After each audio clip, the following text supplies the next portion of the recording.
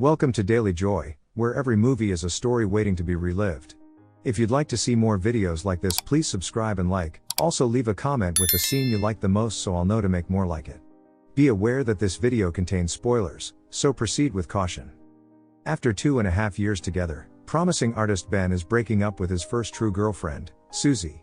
She continues to rant at him, but because he does not respond, she begins to hurl items at him as well. Ben is supposed to be focusing on his final year of college, but he can't stop thinking about the split since he doesn't understand what occurred. It doesn't help that he has to watch Susie flirt with a new guy at lunch, making him question if she has been cheating on him. His best buddy Sean believes he needs a rebound to feel better, but Ben is hesitant to believe the advice of a man who has always had bad luck with women. During art class, he begins drawing a gorgeous classmate instead of the model, which the teacher reproaches him for. Living in a student housing complex means Ben shares the building with 120 other people his age, and every night he hears them getting naughty. One night he can't sleep, so he calls Susie and wakes her up. He apologizes and urges her to get back together, but she declines and mentions the new guy. Ben still can't sleep and begins gazing at his images with Susie. He considers burning them, but cannot convince himself to do so. Ben gradually suffers sleeplessness over time. He tries a variety of tactics to fall asleep, but nothing works, and even when he selects alternative things to keep himself occupied, his thoughts keep returning to Susie. One evening, while collecting snacks at the grocery store, he notices that they are searching for employees for the night shift. He puts out an application and ends up dozing off during the interview, but he gets the job regardless. Ben may now use his insomnia to gain money. Sharon, the cashier, is one of his co-workers, and she is quite friendly and welcoming. One night, she arrives late, and their employer Jenkins reproaches her, but Ben can't help but see him becoming a little too handsy. The task becomes boring, so Ben keeps dozing out and looking at the clients, forcing Jenkins to repeatedly warn him. Sharon covers her watch with tape and avoids looking at the store clock since it makes the time seem slower. Ben's other coworker is Barry, who once went big on the internet for a ridiculous cycling video. Since then, he has spent his nights at the business on his scooter. Barry and Matt are in charge of the meat aisle, and they spend their time making inappropriate comments about the products.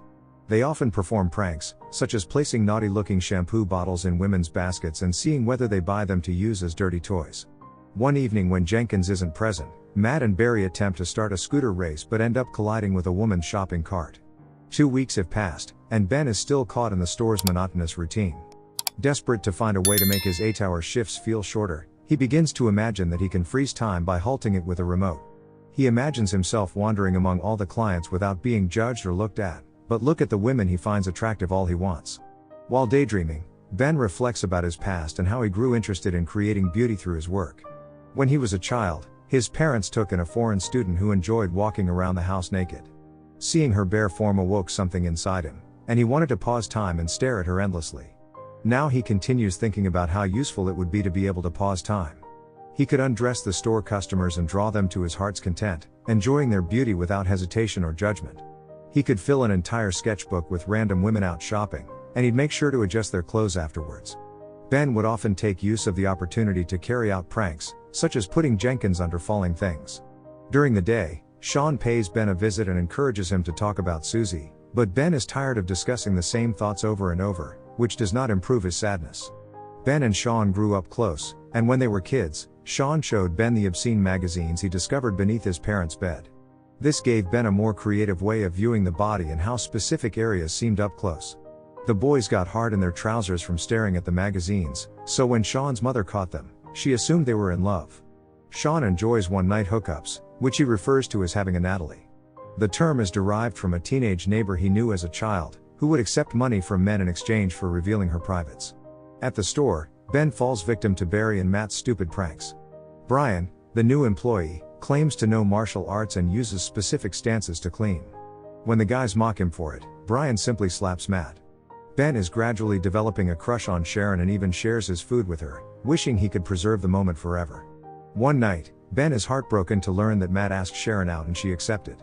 Matt begins making obscene comments about his plans for the evening, forcing Ben to walk away while recalling all of his crushes.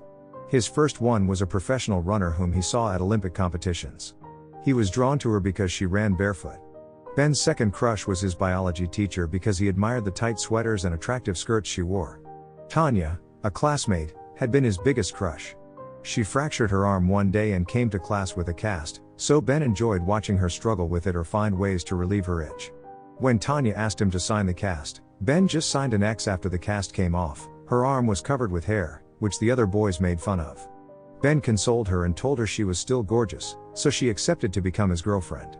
Ben panicked when Tanya requested for their first kiss, telling her to see him the next day. He hoped that coming to school on a Saturday without anyone else around would make the occasion more romantic. Tanya, on the other hand, did not attend the kiss and never returned to class after her family relocated to another country. In the present, Ben and Sean are playing chess, and Sean can tell Ben is still unwell since he is losing. Ben tells Sharon about the scenario, and Sean urges him not to give up hope because one date doesn't signify anything, but Ben knows Sean gets handsy on the first date, so his advice is meaningless. When the night shift starts the next day, Matt tells the group all about his date with Sharon, including a description of her naked body. Jenkins interrupts the chat and informs that they will be playing soccer against staff from another branch next weekend. When the big day arrives, Sharon goes up to support them, and Ben has to watch while Matt continues to flirt with her. The other squad has great outfits and superb communication, so Ben's group has little hope. When the game eventually begins, the opposing squad quickly proves to be superior. Ben's group keeps falling and colliding with each other, and Jenkins keeps taking business calls in the middle of the field.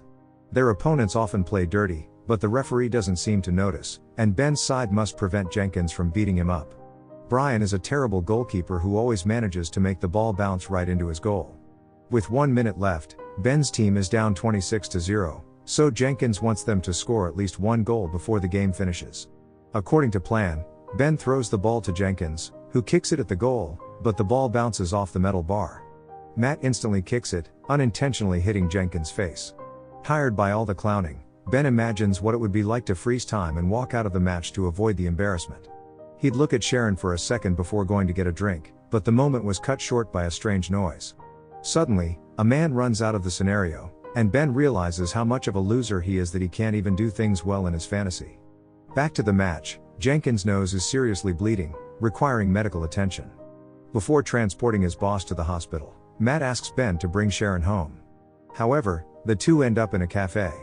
Ben questions Sharon about her relationship with Matt, but she claims they simply went to the movies as friends. She feels terrible to hear Matt's lies, and she reveals that she is single since her previous lover went to the United States. In exchange, Ben informs her about Susie. They talk for a long about their life decisions, college, and future goals. Sharon believes painters are romantic because they see the beauty in everything. Later, as Ben drives Sharon home, they both feel awkward, so their effort at kissing fails and they end up kissing on the cheek. Jenkins arrives to work the next night wearing facial bandages. He maintains he is not in pain and plans a birthday celebration. Sharon invites Ben to be her party date, and he agrees. In private, Jenkins informs the boys that he wants a nasty dancer for his party and requests that Ben hire one.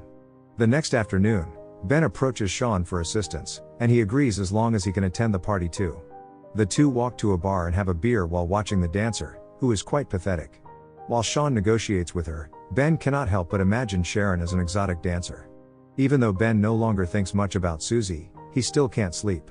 During his night shifts, he keeps pretending he has time-stopping abilities, but instead of looking at random women, he stares at Sharon and fantasizes about having all the time in the world to paint hundreds of paintings of her. Sharon reaffirms their plans to attend the party the night before and kisses Ben before leaving the store. This restores Ben's broken heart and allows him to sleep again. The next day, he receives a call from a gallery expressing interest in his artwork. Ben becomes excited, unknowing that this is another joke by Barry and Matt. Everyone starts getting ready moments before the party and spends an inordinate amount of time in front of the mirror. Ben takes Sharon up, as promised, and Sean arrives with his current girlfriend. To Ben's surprise, Susie is also attending the party because Jenkins is her boyfriend's brother. They exchange an awkward but polite welcome, and Ben manages to ignore her without feeling horrible. When the wicked dancer finally arrives, she starts on an excellent show for Jenkins, but her bodyguard stops him from touching her. Sean captures the entire event, and as the dancer turns to face the camera, he finds it's his old neighbor Natalie, so he invites her to stay and drink. Meanwhile, Jenkins tries to kiss Sharon and invites her into his room. Despite Sharon's refusals, Jenkins continues to get handsy. When he forces her to eat some popcorn, she spits it back into his mouth and walks out of the room, unaware that Jenkins is choking. Upstairs, Ben runs into Susie, who apologizes for everything. She claims she can't stop thinking about him and kisses him just in time for Sharon to notice. Sharon turns to go, not noticing Ben pushing Susie away from him. When Ben understands what Sharon saw, he wishes he could pause or rewind time to set things right. He keeps thinking of something he could say to convince her to stay, but there is nothing he can do, and Sharon quits the party as Barry slides downstairs in a box. Ben then goes to Sharon's apartment building, but when she hears his voice, she declines to open the door. Ben waits for someone to come out before sneaking inside and running upstairs to Sharon's flat. He stands there as Sharon rants at him with all anger, just like she did with Susie. Once again, Ben leaves with a broken heart and nothing to do. The following night, Barry arrives at work wearing a collar because he was injured during a stunt, and Sharon is nowhere to be found. When Ben gets home, he realizes that he has insomnia again. The next Wednesday, Ben visits the exhibition and realizes that everything was a joke. However, the gallery owner continues to look at his paintings and is really impressed, so Ben is scheduled for a proper appointment this time. Sharon eventually receives an invitation to Ben's own exhibition. On the night of the event, Sean is rejected by another woman. Ben is pleased to see so many people appreciating his painting and even receives a note from a gallery owner in New York, but he is simply looking forward to Sharon's arrival. She becomes shocked to realize that the majority of the paintings are about her extremely lovely look. Sharon congratulates Ben on his accomplishment and reveals that she has a new job at a travel agency. Ben apologizes for the party incident, and Sharon notes that the paintings speak for themselves. At that point, Ben kisses Sharon and appears to stop time, but he leaves Sharon unfrozen so they can go outside. The snow has stopped falling in the middle, and they can now kiss while enjoying the gorgeous scenery around them. Hey everyone, thanks so much for watching this video. If you enjoyed it, don't forget to hit that like, share and subscribe button to my channel to see more videos like this.